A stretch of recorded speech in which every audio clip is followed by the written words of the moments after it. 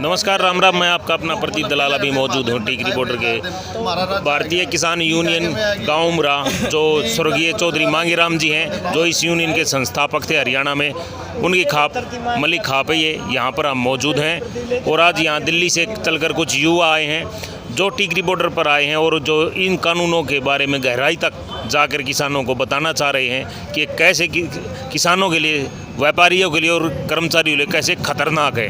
आइए उनसे बातचीत करते हैं। भाई साहब नमस्कार, आप अपना परिचय दीजिए, क्या नाम है और कहाँ से आए और किस संस्था से जुड़े? नमस्कार जी, प्रदीप जी, मैं गांव समसपुर खालसा से आया हूँ। मेरा नाम राजेंद्र कौशिक है। हाँ जी। और हमें 2-3 महीने पहले ही एक आंदोलन छेड़ा है। हमारे आंदोलन का नाम है भारत बचाओ आंदोलन। अच्छा जी। फिर सवाल उठता है कि भारत को कैसे बचाएं, किससे बचाएं। तो जो भारत में, हमारे देश में, हमारी जो संसद में जो प्रोटोकॉल हैं, ऐसे ऐसे प्रोटोकॉल हैं जिनके कारण हमारी सरकार तो परेशान है ही, इससे हमारा उन प्रोटोकॉल से हमारा देश भी परेशान है। किस किस तरह परेशान है? पहले तो ये 3 कृषि कानून हैं, इनके बारे में बताओ कैसे खतरनाक है। और जो किसान यहाँ बैठे हुए हैं अपने जो हकों की लड़ाई लड़ रहे हैं, ये बताइए कैसे खतरनाक है। इनके बारे में मैं आपको बताना चाहता हूँ कि एक गैट करार की संस्था है जिसको कहते हैं WTO। अच्छा। ये WTO है क्या, इसको शायद बहुत ही कम लोग जानते हैं, लेकिन जो संसद में बैठे हैं उनको सब चीज़ों का पता है कि ये गैट करार है क्या। गैट एक इंग्लिश का शब्द है, GATT GATT, general agreement trade and tariff. WTO विश्व व्यापार संगठन, वर्ल्ड ट्रेड ऑर्गेनाइजेशन, ये आर्थर डंकल का बनाया हुआ है। और आर्थर डंकल ने यूरोप और अमेरिका को मद्देनज़र रखते हुए इसकी स्थापना की थी। तो इस गैट करार में क्या क्या कानून हैं, मैं उन कानूनों के बारे में आपको बताना चाहता हूँ। वैसे मुख्य रूप से कृषि के कानून हैं और जो कर्मचारियों के लिए, उन्हीं के बारे में बताओ मैन, क्योंकि वीडियो काफ़ी लंबी हो जाएगी और दर्शक भी फिर बोलेंगे बहुत लंबी वीडियो। हाँ, मैं उन्हीं के बारे में जो मेन तथ्य हैं, मैं उन्हीं के बारे में आपसे बात करूँगा। इसमें वैसे तो 576 पन्ने का ये गैट करार है। ये एक इंग्लिश का शब्द है, GATT GATT, general agreement trade and tariff. Trade का मतलब होता है व्यापार, टैरिफ का मतलब होता है बाहर से आने वाली चीज़ों पे अपने देश में टैक्स लगाना। मेन बात ये है इसकी। और जो मोटी मोटी इसमें बातें हैं, इसमें कुल मिला के 28 अध्याय हैं। 28 ऐसे औद्योगिक क्षेत्र हैं जो इस गैट करार में शामिल हैं, जो गैट करार को लागू करते हैं।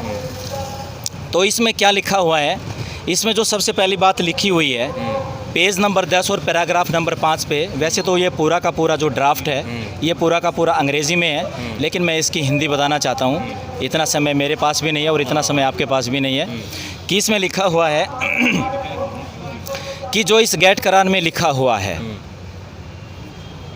इस गैट करार में जो लिखा हुआ है, आपको उसमें कोई भी आपत्ति नहीं होगी। कोई भी कानून में कोई आपत्ति नहीं होगी, कोई भी आपत्ति नहीं होनी चाहिए। अगर आपको आपत्ति है तो उतनी ही जितना इस गैट करार में लिखा हुआ है। अच्छा। तो आप इसको अगर गहराई से समझोगे, गहराई से सोचोगे कि इसमें लिखा हुआ क्या है। इसमें लिखा हुआ है, इस कान को यहाँ से पकड़ लो या घुमा के पकड़ लो। इसमें ये लिखा हुआ है कि आप अगर आपत्ति भी करना चाहते हैं तो सिर्फ उतनी ही आपत्ति करना जो इसके अंदर लिखा हुआ है। अच्छा। दूसरा, इसके अंदर पैराग्राफ नंबर 4 पे क्या लिखा हुआ है कि आप जो भी अपने संसद में कानून बनाते हो और वो आपके संसद में बनाया हुआ कानून गैट का विरोधी है, तो वो आपका कानून मान्य नहीं होगा। वो आपका कानून गैट करार के ऑफिस में ही मान्य होगा। अच्छा। दूसरी बात, ये कितना खतरनाक दस्तावेज है हमारे देश के लिए। इसमें 23 देश शामिल हैं। जब ये गैट करार लागू किया तो ये इसमें क्या हुआ कि जब भारत पे अमेरिका और यूरोप का दबाव पड़ा तो उसमें हमारी भारत सरकार ने कमेटी गठित की जिसके महासचिव बनाए श्री इंद्र कुमार गुजराल। तो इंद्र कुमार गुजराल जब इसके कमेटी के महासचिव बनाए और हमारे महासचिवों ने, उस कमेटी के महासचिवों ने जब इसका अध्ययन करना शुरू किया, तो अध्ययन करना शुरू हुआ तो उन्होंने भारत सरकार से ये कहा कि ये हमारे देश के लिए बिल्कुल ख़राब है। इस दस्तावेज को रद्द कर दिया जाए। मगर भारत सरकार ने क्या किया कि 1994 को 15 दिसंबर 1994 को भारत सरकार ने इस दस्तावेज पर हस्ताक्षर कर दिए। उस समय श्री नरसिम्हा राव हमारे देश के प्रधानमंत्री थे, उसके नेतृत्व में ये साइन हुए और 1 जनवरी 2005 को ये हमारे पूरे देश में लागू कर दिया गया। इसमें जो अध्याय हैं वो टोटल 28 अध्याय हैं और उसमें 2000 से ज़्यादा शर्तें हैं। तो उसमें एक अध्याय है, इसमें अध्याय है एग्रीमेंट ऑफ एग्रीकल्चर। वैसे तो इसमें बहुत ज़्यादा अध्याय हैं, जैसे कि इसमें जो अध्याय हैं वो हैं एग्रीमेंट ऑफ एग्रीकल्चर का किसी कृषि विषय का समझौता है, एग्रीमेंट ऑफ ट्रिप्स का है, trade related actual property right कंपनियों के जिसमें चिन्ह आते हैं कंपनियों का समझौता है, एग्रीमेंट ऑफ सर्विसेज इसमें सेवा के व्यापार का समझौता है, एग्रीमेंट ऑफ टेक्सटाइल कपड़े के व्यापार का समझौता है। ऐसे कुल मिलाकर इसमें 28 अध्याय हैं, जो हर एक अध्याय के नाम इसमें एग्रीमेंट जैसा है। तो इसमें क्या है, किसानों के बारे में जो इसमें अध्याय है वो क्या कहता है, ये गैट करार ये क्या कहता है, उसमें ये कहता है गैट करार कि जैसे इसमें बाहर से कंपनी आएंगी, क्यों, इसका एग्रीमेंट हो चुका है, कृषि विषय का इसमें समझौता हो चुका है। इधर वाली कंपनियां कहाँ जाएंगी? इधर वाली कंपनियों से सरकार को कोई मतलब ही नहीं है, बाहर वालियों से बाहर वालियों से है।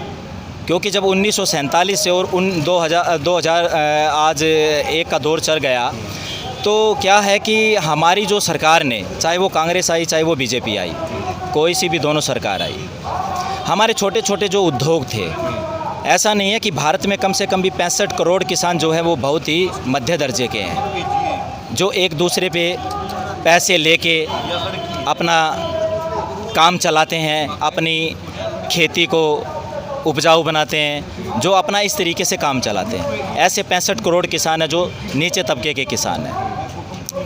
तो हमारी सरकार ने, मैं तो ये कहता हूँ कि कोई भी सरकार, जो सरकार कांग्रेस थी, जो सरकार किसानों के लिए नहीं सोचा, कुल मिला किसानों के लिए नहीं, उसने अपनी जनता के लिए बिल्कुल भी नहीं सोचा। मैं तो आपको ये बहुत बड़ी बात है ये। इससे पिछली सरकार कांग्रेस की हो या बीजेपी हो, किसी ने भी जनता के बारे में नहीं सोचा। क्योंकि मैं इस एंगल से कह सकता हूँ कि एक बार जब 2003 और 2004 के दरमियान में इस कानून के तहत जो WTO है, इस कानून के तहत इस पे हमारे को ये थोपा गया है, भारत सरकार को थोपा गया है कि ज़बरदस्ती चीज़ लेनी पड़ेगी। ज़बरदस्ती चीज़ क्यों लेनी पड़ेगी कि 2003 और 2004 के दरमियान हमारे किसानों ने कहा भारत सरकार से कि हमारा जो गेहूं है उस गेहूं को हमारे को 750 रुपये प्रति क्विंटल के हिसाब से ले लो। तो सरकार ने क्या किया, सरकार ने हमारे किसानों की नहीं सुनी। सरकार ने नहीं सुनी तो नाना करते हुए 650 रुपये प्रति क्विंटल के हिसाब से हमारा गेहूं खरीदा। और उसी समय 2003 और 2004 के दरमियान में ऑस्ट्रेलिया का 14 लाख टन जो गेहूं था 850 रुपये प्रति क्विंटल के हिसाब से लिया। मैं सरकार से पूछना चाहता हूं, उस सरकार से पूछना चाहता हूं कि 850 रुपये प्रति क्विंटल के हिसाब से क्यों लिया। हमारे देश के किसानों का गेहूं 650 रुपये प्रति क्विंटल के हिसाब से ले रही है। दूसरे देशों का जो गेहूं है 850 रुपये प्रति क्विंटल के हिसाब से ले रही है। जो हमारे फूड कॉरपोरेशन ने जो कहा कि हमें इसका कोई भी वो नहीं है, हमारा जो गोडाउन है वो भरे हुए हैं, हमें इसको कोई ज़रूरत नहीं है, मगर फिर भी सरकार ले रही है। तो मैं सरकार से पूछना चाहता हूँ क्यों ले रही है, क्यों ले रही सरकार से पूछना चाह रहे क्यों ले रही है। कोई ना कोई मजबूरी होगी या कोई समझौते के तहत जकड़ के रखा होगा। ये सभी समझौते इस गैट करार में हैं। अच्छा, मैं ये कहता हूँ कि मैं ये जानकारी इसलिए देना चाहता हूँ कि गैट एक हमारे देश के लिए एक ऐसा हानिकारक दस्तावेज है जो सरकार ने इस पे हस्ताक्षर कर दिए और ये 1 जनवरी 2005 को लागू कर दिया। इसमें आज तो हम किसानों को देख रहे हैं, लेकिन और आने वाले समय में इसमें क्या है कि सर्विसेज का भी सौदा कर रखा है। अच्छा। उसका भी एग्रीमेंट कर नौकरियों का जैसे अभी बैंक पीछे जी बैंक इसमें बैंक से जुड़ी हुई संस्थाएं जितने भी बैंक है वो भी प्राइवेट करने हैं। हाँ। क्योंकि इसमें ऐसा लिखा हुआ है। अच्छा। ये मैं नहीं कह रहा। अच्छा। इसमें ऐसा लिखा हुआ है। और क्या क्या प्राइवेट हो इसमें प्राइवेट होंगे, जैसे कि सरकार का इसमें क्या नियम है कि सबसे पहले तो इसमें लिखा हुआ है कि जो सरकार किसानों को सब्सिडी दे रही है। सब्सिडी दो प्रकार की होती है, एक तो डायरेक्ट सब्सिडी होती है। तो डायरेक्ट सब्सिडी जो गवर्नमेंट ने हमारी ख़त्म कर दी, तो उसमें क्या हुआ, बिजली महंगी हो गई, खाद बीज महंगे हो गए, पानी महंगा हो गया, जो हमारे जो कृषि में जो उसमें खेती में जो यूज़ होने वाली चीज़ें थी वो सब चीज़ें महंगी हो गई डायरेक्ट सब्सिडी में, जो देना बंद कर दी। तो इसमें लिखा हुआ है कि किसानों को सब्सिडी देना बंद करो। दूसरा इसमें क्या लिखा है कि जितने भी आप जैसे कि प्राइवेट ये सरकारी हॉस्पिटल है, सरकारी जितने भी संस्था जैसे LIC है, LIC एक ऐसी चीज़ है जो हमारे देश के आदमी, जो हमारे देश के गरीब आदमी भी जो उस पर इतना भरोसा करते थे सरकारी LIC पे, वो LIC भी प्राइवेट कर दी है। तो LIC भी कर दिया, बैंक भी कर दिया, और क्या क्या करेंगे, इसमें क्या क्या लिखा हुआ है? अब जैसे इसमें सेवा के व्यापार का समझौता है, हाँ। सर्विसेज का समझौता है, इसमें बैंकों का समझौता है, इसमें एग्रीमेंट ऑफ एग्रीकल्चर का कृषि विषय का समझौता है, इसमें शिक्षा का समझौता है। शिक्षा भी प्राइवेट? शिक्षा भी प्राइवेट होगी, क्योंकि इसमें ऐसा लिखा हुआ है, ये मैं नहीं कह रहा, इसमें ऐसा लिखा हुआ है। आम जनता तो बिल्कुल पिस जाएगी और मर जाएगी। क्या होता है कि सरकार को जनता से, अगर जनता से लगाव होता सरकार को, तो मैं ये सोचता हूँ अगर सरकार को वाकई में जनता से लगाव होता तो आज 3 महीने से शायद ऊपर ही दिन हो गए, 4 महीने से ऊपर, 4 महीने से शायद ऊपर ही दिन हो गए जो आज हमारे किसान जगह जगह पर बैठे हैं। 4 महीने यहाँ हो गए और 6 महीने ये उधर भी बैठ के आए, उधर भी बैठ के आए। तो मैं ये सोच रहा हूँ कि अगर उनको हमारे देश की चिंता होती, हमारी जनता की चिंता होती। अब मोदी जी विदेशों में जाते हैं, तो विदेशों में जब हमारे जो देश में 6,49,481 गाँव हैं, हमारे देश में 6,49,481 गाँव हैं। अगर मोदी जी दूसरे देशों में जा रहे हैं, कभी मैं मोदी जी से ये निवेदन कर रहा हूँ कि कभी इन देशों में, इन गाँव में, हमारे देश के गाँव में कभी घूम के देखा कि कौन अपना रोज़मर्रा की ज़िंदगी को कैसे जी रहा है, किस गांव में पानी है या बिजली है या नहीं है, ये बातें कोई नहीं देखता। आपका क्या नाम है? आप इनके साथ आए हैं, थोड़ा संक्षेप में और छोटी बातों में बताने। नमस्कार जी, मैं साहिल बाकरिया दिल्ली गुम्मनेड़ा गांव से हूं जी। मैं सबसे पहले तो अपना अनुभव बताना चाहता हूं कि आंदोलन का। देखिए, ये आंदोलन पहली बार हुआ है 20-30 सालों में, ऐसा आंदोलन आज़ादी के बाद इतना लंबा पहला आंदोलन है। 20-30 सालों, इससे पहले भी राकेश टिकैत जी आए हैं दिल्ली में, महेंद्र टिकैत थे। हाँ, महेंद्र टिकैत जी आए हैं। लेकिन उसके बाद से जो सबसे बड़ा आंदोलन हुआ है वो अब की बार का हुआ है। देख, गर्मियों में किसान इतनी देर तक दूर से आया है, घर पे आसान काम नहीं है, ये महीनों महीने यहाँ रुका हुआ है, अच्छी सुविधा नहीं है खाने पीने की।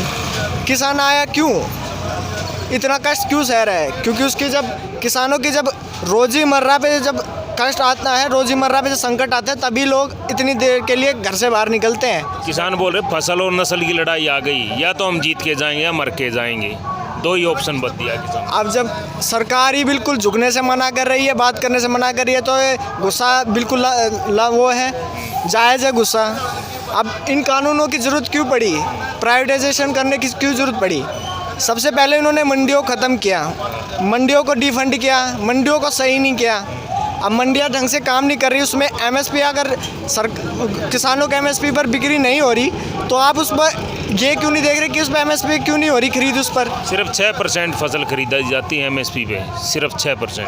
तो ये इसलिए होती है कि पहले तो प्राइवेटाइजेशन की पहली स्टेज है ये, कि सबसे पहले तो इसको इतना डिफंड कर दो कि ये कम चल ही ना पाए, लोगों का बिल्कुल विश्वास उतर जाए, और फिर आप इसका प्राइवेटाइजेशन कर दो कि कुछ लोगों का फ़ायदा हो जाए। आप MSP एक्ट क्यों नहीं ला रहे? क्यों नहीं? ये किसानों की आमदनी दुगनी करने का सबसे बढ़िया तरीका है, MSP दुगनी करो आप, और उस पर देखो फसल की खरीद हो रही है या नहीं। MSP पे मतलब कि इसको MSP को आप चाह रहे कानूनी प्रावधान दिया जाए, कानूनी रूप दिया जाए जी बिल्कुल। और दूसरा ये कि कानूनों के बारे में क्या राय, वापस लेने के पक्षधर हो या आप नहीं? कानून जी बिल्कुल ये वापस होने चाहिए, लेकिन ये भी होना चाहिए इनकी जगह पर कौन से कानून। आप सबसे पहले MSP एक्ट लाओ, ताकि किसानों की खरीद जो है MSP पर हो, MSP को बढ़ाओ। बीज महंगा हो रहा है, फर्टिलाइजर्स महंगे हो रहे हैं, उस हिसाब से MSP को बढ़ाया जाए।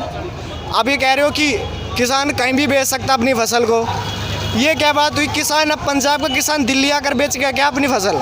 कौन देगा ट्रांसपोर्टेशन का खर्चा? पंजाब का किसान लोकल मंडी में ही तो बेचेगा ना अपनी फसल, तो आप लोकल मंडी को क्यों नहीं सुधार रहे?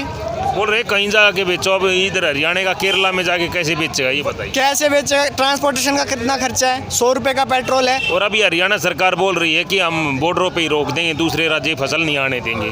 तो ये भी क्या चल रहा है? एक तरफ प्रधानमंत्री जी बोल रहे कहीं ले जाए बेचो, मुख्यमंत्री जी बोल रहे बॉर्डरों पे रोकेंगे, आने नहीं दें, पहले हरियाणा की फसल बिकेगी। जी ये वही है ना कि सरकार अपनी चलाने के लिए कर रही है कि सबसे पहले कि हरियाणा का है तो हरियाणा किसानों के लिए सबसे पहले, बाकियों के नाले यूपी के यूपी संभाले। ऐसा नहीं होता कि आप मंडियों को पूरा एकीकरण क्यों नहीं कर रहे, सेंट्रलाइज मंडी क्यों नहीं कर रहे आप, ताकि सारे एमएसपी पे खरीद हो पूरी। तो इस हिसाब से एमएसपी एक्ट लाओ, जब भी किसानों की दोगुनी आय होगी, और जब किसानों को जो चीज़ें मिल रही है फर्टिलाइज़र, इन पे सब्सिडी दी जाए, इस पर भी बात होनी चाहिए। तो ये लोग हमारे साथ आए हुए थे, इन्होंने अपने विचार किसानों के जो साझे किए हैं, किसानों को बताया, कितने खतरनाक कर्मचारियों का भी बताया है, और सब कुछ एक एक बात है, LIC बैंकों का जो प्राइवेटीकरण हुआ, एक एक चीज़ें बातें इन्होंने खोल के रख दी है। आज के लिए इतना ही। टीक रिपोर्टर से मैं प्रदीप दलाल। मुसाफिर न्यूज़ चैनल को ज़्यादा से ज़्यादा सब्सक्राइब कीजिए, लाइक कीजिए, शेयर कीजिए और कमेंट बॉक्स में अपने विचार साझे कीजिए।